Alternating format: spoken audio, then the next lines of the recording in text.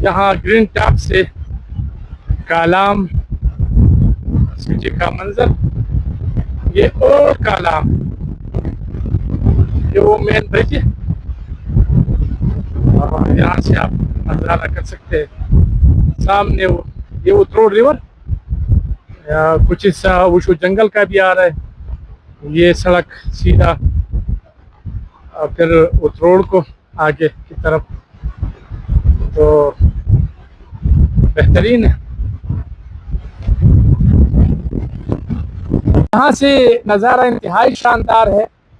दरख्त को बेहतरीन तरीके से उन्होंने इस्तेमाल किया और व्यू पॉइंट बना दिया है, बहुत ही ज़्यादा शानदार है। तो चलते हैं, नीचे उतरते हैं।